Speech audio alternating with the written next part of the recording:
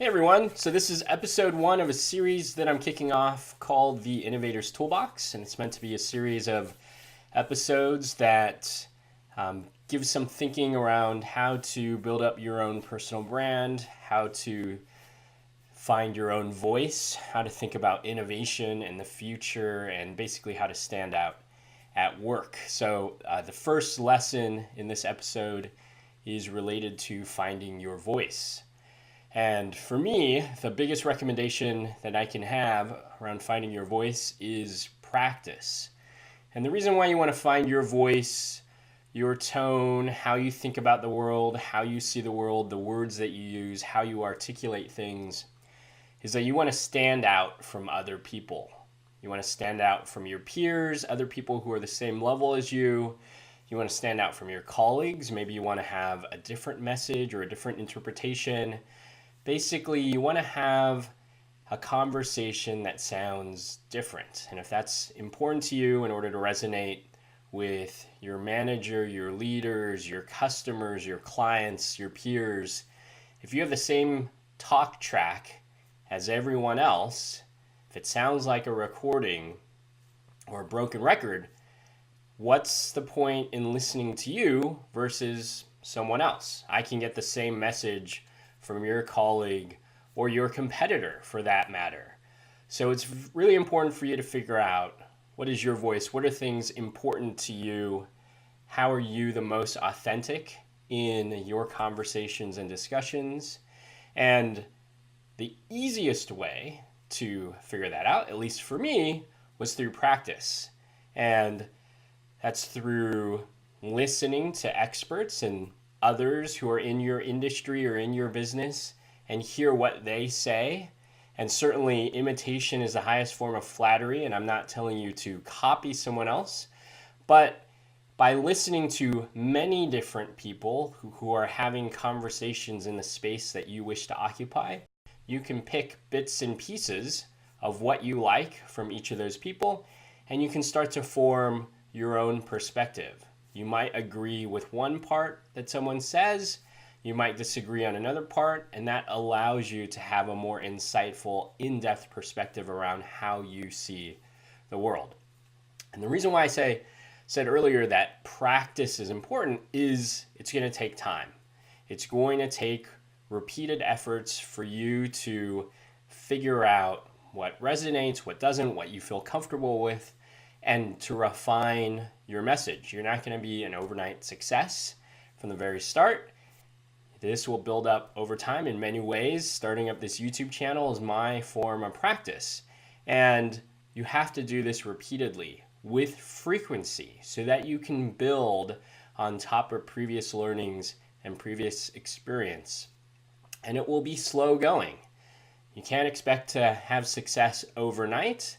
And sometimes it'll feel like you're taking 1.5 steps forwards and 1 step back, or you might be even moving backwards because you try something experimental that fails, that doesn't work. And I think the beauty of those types of exercises is it might not work right now. You might have to put it aside on a shelf and come back to it 3 months, 6 months, 9 months down the road. And you might be able to use that or learn from it in ways that you didn't anticipate.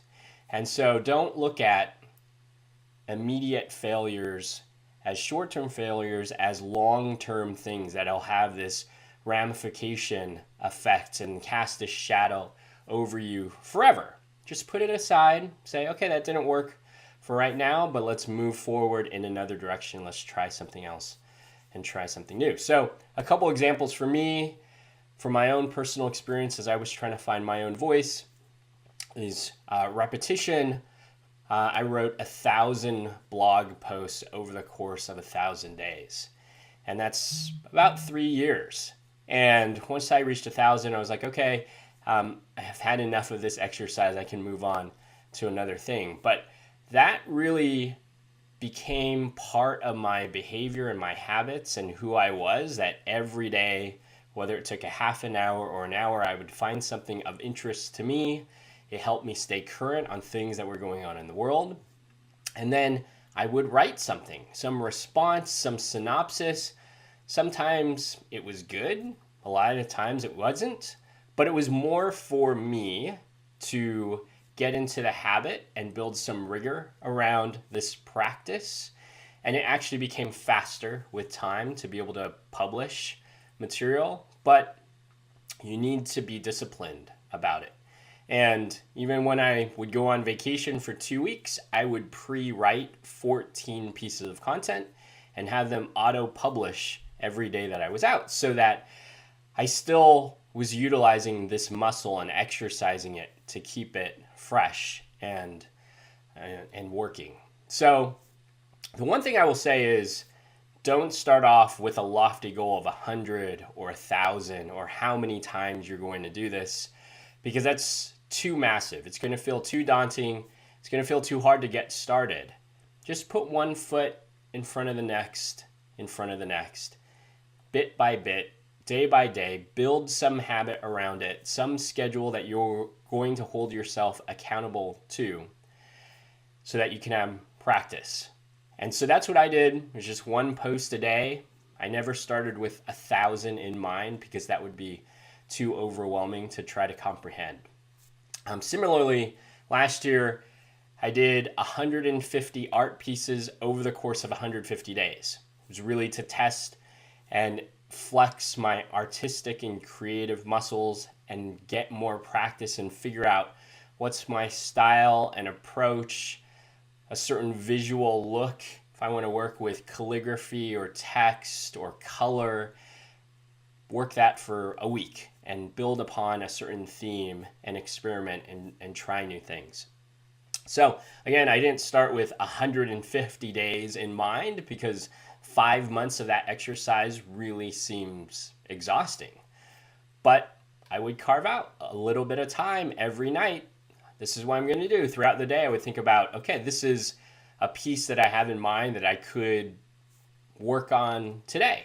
And I would actually send myself emails throughout the day with a laundry list of future ideas, because usually it's trying to come up with what is it, the thing that you're going to do that can take the longest and will prevent you from getting started. So if you keep a list of, here's what I'm going to work on the next day, the next day, the next day, then you don't have to sit down and spend your 30 minutes or an hour trying to come up with something. You already have a resource that you've built up. And then over time, you'll figure out your voice, how you present information, how you tell your stories, what resonates within an audience, and that's going to help you stand out from others around you.